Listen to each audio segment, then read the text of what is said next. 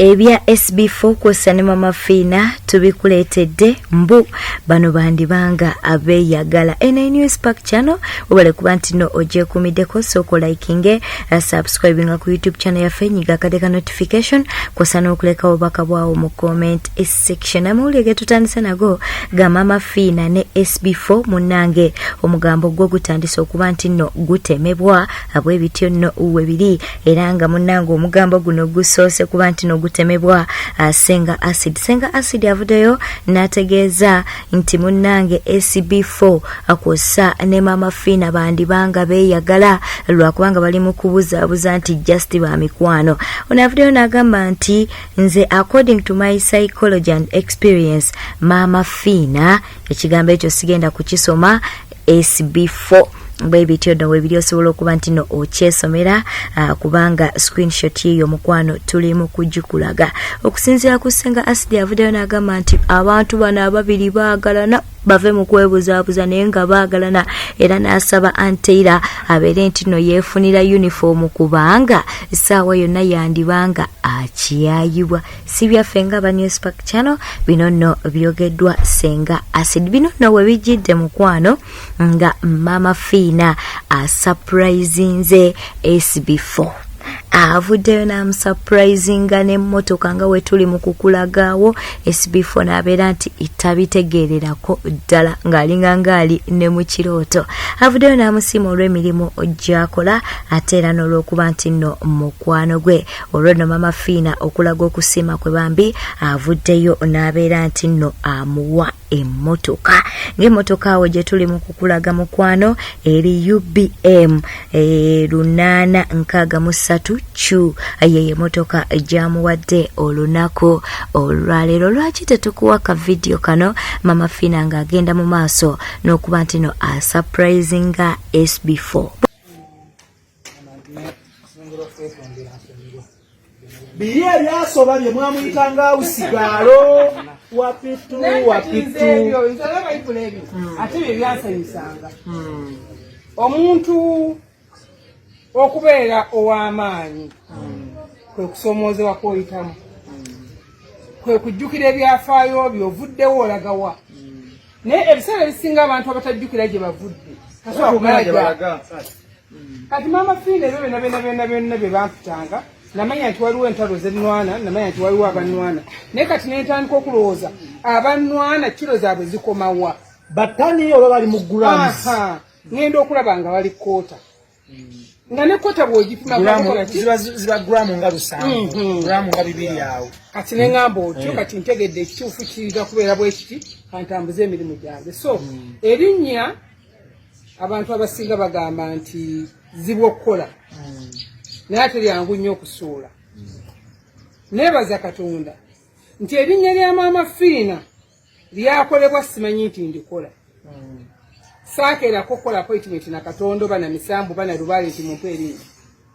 kati ne lyekola lyokka nga siriise nti jangu tukole erinnya namutebi Maama Fiina jangu tukole erinnya ne lijja ne lyezimba Uganda ensi yonna ne litegera nti ono Maama Fiina kati oyine bwava eri alisuule kyatamanyi gye kyava tasobola kisuula kati oyine bwajja mu Uganda nayogera ku Maama Fiina egambo eddene nnyo ne bwajja namutimako ekigambo Uganda yategeera Maama Fiina yaani yakola atya kati nze erinnya siibo nze abantu balwana okukuuma amanya kumaitaininga amanya nze erinnya ndekaddeke lyerimanyi olikwasaani baba manyi banyirira bali banyirira balimpa bebamanyi saiguya tukutumiddeko nnyo eso wesapu so nze Sb4 kiyokugumya nti kati oyingidde ensi y'abalina otandise okuva mu grade yaabo bogamba nti tebalina n'ebirowoozo byange simanyi biganya kuterera njogera kitwogana muzimu togana lwaki tebitereera yerwo ensonga onoonya wonaasiba eno enjegere tewali wonadamu watambulanga n'ekidomola ky'amazzi anti egenda kucamuka egenda kucamuka Sb4 wadde kimanyi njimanyi yacamukako olumu ne tugidduka ntaana nemubuuza nemugamba tuzze nti tugenda kukola kikuyamba naye ogatuula mu yange kati kino kiki wali kiki ekyo kyewaliko sibwe batyo sibuli mmotoka bwe tweyongerayo olutalo lwa Mary Bata kw'ossa ne Kemi Sera lukyagendera ddala mu maaso nga munange Mary Bata alumiriza Kemi Sera okwagala okumujja mu bulamu bw'ensi eno, okwagala okumuwa obutwa kw'ossa n'okwagala okuba nti no atta omwana we. Si byaffe ng'aba News Spark Channel. Olutalo luno munange Edi Mezaya avuddeyo n'aba nti aluyingiramu era n'abaako byatangaaza ku nsonga zino zonna. Katubeere nga atumukuwa. Abantu bangi baawuuninga Mary Bata era ng'omwo mwe muli ne Meeya Walukagga eyamugamba nti Bata ky'oliko tokimanyi naye kankusabire era ne kituukirira. Omukyalo ono yasooka kwagala kutta Mary Bata ng'akozesa ebiso oba ebyambe. Omukyalo ono anywa enjaga. Yanywanga enjaga byamukuba nga n'akwata ebyambe ebiso ng'ayagala kutta Mary Bata. Era olumu abantu ababeera ne Mary Bata ewaka be baataasa ng'omukyala amaliridde okugjawo obulamu bwa Bata. Bwe baabataasa obusungu n'abuteeka ku mwana wa Bata n'ayagala naye okumuteeka mu ntaana. Allahu Akbar. Ekyo bwe kyalema omukyalo ono n'ayiiya Mary Bata mulemesezza ntya ensi. Wulira firimu bannange, ensi eno nzibu. Oyinza okulowooza ebintu bino byenjogera nti biri mu ggulu, biri mu bannayuganda bannaffe, biri ku ggwe ampuliriza. Wuliriza, njagala gwe munnayuganda omanye omukyalo ono Kemi Sera mu kutambula ennyo ne Mary Bata. Mary Bata n'abikkula omutima gwe kulw'okuba mukyala alina omutima omulungi, talina kye yakweka omukyalo ono, era ng'omwo kwe kuli n'okumwanjula eri baawe ba wa Mary Bata, omusajja oyo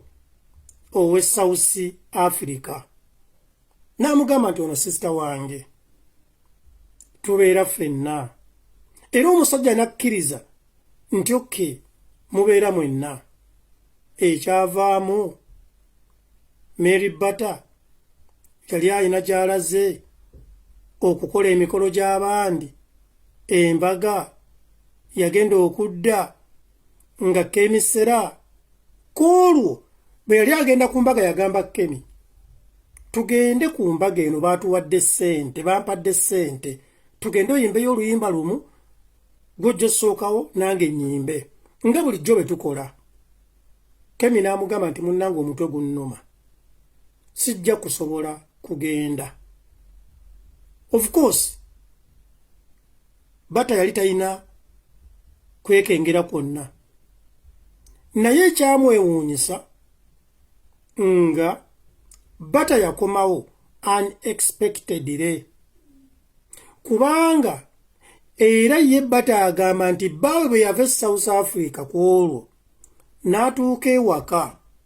yasangawo Kemi Sera, n'amubuuza Bata ali luddawa. N'amugamba Bata yagenze ku mbaga naye oluvaayo agenda ku mbaga y'egindi, agenda ku y'egindi, agenda kumalayo ennaku 3 kubanga eri wala kati okudda eno aba yonoona transport. Nti okke ayinayo show eziwerako. Kaakati ye Bata yagenda ku show kuyimba ku show emu ey'embaga gye baamugulako. Yakomawo unexpectedly. Simanyi oba ennyumba yabwe teriiko kikomera nti Kemi teyawuliranga naggagga Mary Bata ggulawo ekikomera.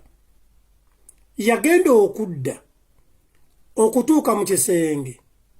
yasanga Donizera ate erinnya lyagala okufaananamu era sister wange Kemi Sera Donizera nsaba onsonyiwe mukwano baby yasanga Kemi Sera yeyambudde alibute baawe owe South Africa ngamba bawa Bata nga alibute nga ekkalaamu eri mu kuwandiika mu kitabo era Bata bwe yabakubako eriiso n'agamba Kemi kyekyo kyonkoze n'omwami sigenda kumwogera linnya obusungu eddakiika eyo bwakwata nnyo Kemi Sera gwe basanze mu kikolwa ku buliri bwa Bata n'ayimuka akwate ekiso akwate ekyambe amalirize Bata n'abwaka awo firimu y'obutwa ate weeyingiriramu omanyi obutwa e Uganda babutunda nga bwolaba bwe batunda obuwunga era olina okwegendereza ng'oli ekyaddondo njagala gwe munnayuganda omanye Bata bwe yadduka yasibira mu mikwano gyere yasula eyo enkeera Kemi Sera n'asibawo ekikomera n'agamba Bata togenda kuddamu kuyingira mu kikomera kino amakanga wambye nga ebintu bya Bata byonna mu ebiri n'omwana wa Bata ali munda n'amugamba omwana wo kamukuweereze era n'amuwa bodaboda amumutwalire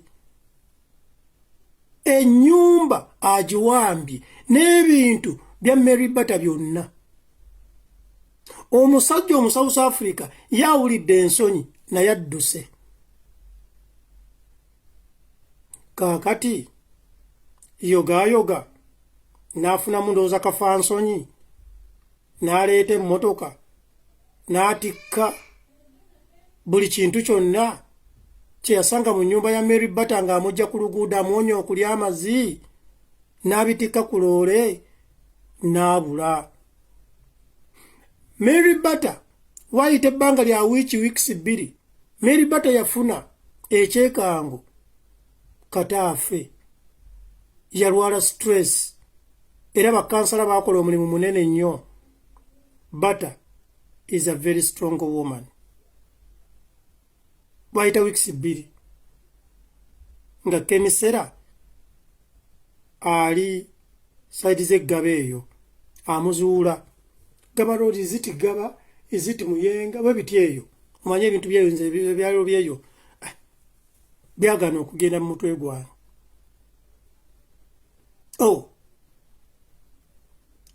nga bawa Bata gwe yasanga yeebase ku Kemi Sera